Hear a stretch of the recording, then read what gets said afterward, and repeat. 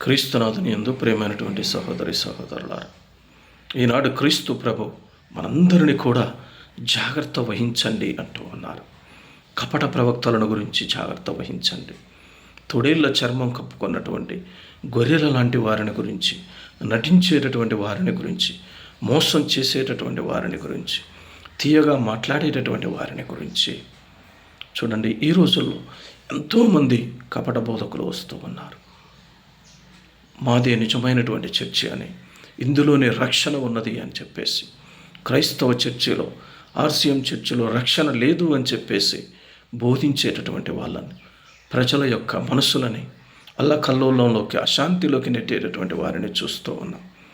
ఈ రోజుల్లో ఎంతోమంది ప్రశ్నిస్తూ ఉన్నారు, అసలు ఇన్ని చర్చిలు ఉన్నాయి కదా, నిజమైనటువంటి చర్చి అది, ఏ చర్చిలో రక్షణ ఉన్నది అని చెప్పేసి ప్రశ్నించటాన్ని మనం చూస్తూ ఉన్నాం. అవును ప్రియమైనటువంటి మిత్రులారా, మనం అబ్రహాములాగా ఉండాలి. అబ్రహాము ప్రశ్నించి సూచనలను పొంది నమ్మడాన్ని చూస్తూ ఉన్నాం. ఆయన నమ్మాడు కాబట్టి దేవుడు ఆయనని నీతిమంతునుగా ఎంచాడు అని చెప్పేసి అంటూ ఉన్నారు. మనం కూడా మన యొక్క జీవితంలో మంచివాడు ఎవడు, చెడ్డవారు ఎవరు అని చూడాలి.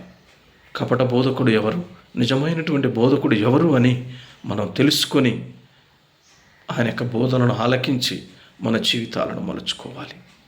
క్రీస్తు ప్రభు కాలంలో కూడా ఇలాంటి మోసాలు చేశారు ఎంతోమంది. వారి నిజమైనటువంటి క్రీస్తు అని చెప్పేసి తమను తాము ప్రకటించుకోవడాన్ని చూస్తూ ఉన్నాం.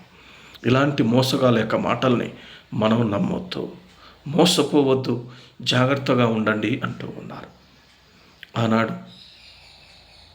జ్యేష్ఠపుత్రుని యొక్క దీవెనలను పొందటానికి ఇస్సాకు కుమారుడు యాకోబు గొర్రె చర్మాన్ని ధరించి దీవెనలను పొంది తండ్రిని మోసం చేయడాన్ని చూస్తూ ఉన్నాం.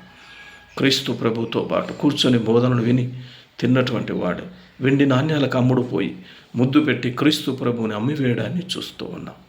ఎంతో చక్కగా మోసం చేయడాన్ని చూస్తూ ఉన్నాం.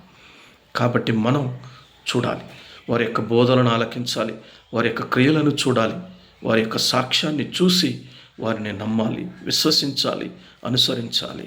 అంతేగాని ఎలా పడితే అలా అందరినీ నమ్మి విశ్వసించి వారిని అనుసరించవద్దు అని చెప్పేసి అంటూ ఉన్నారు. ఎందుకంటే మంచి చెట్టు మంచి పండ్లను ఇస్తుంది, చెడు చెట్టు చెడు పండ్లను ఇస్తూ ఉన్నది అంటూ ఉన్నారు. కాబట్టి మనం కలియుగంలో ఉన్నాం, మోసపూరితమైనటువంటి లోకములో ఉన్నాం. కాబట్టి జాగ్రత్త వహించండి, మంచి చెడును పరిశీలించి అనుసరించుదాం, దేవుని దీవెనను పొందుదాం.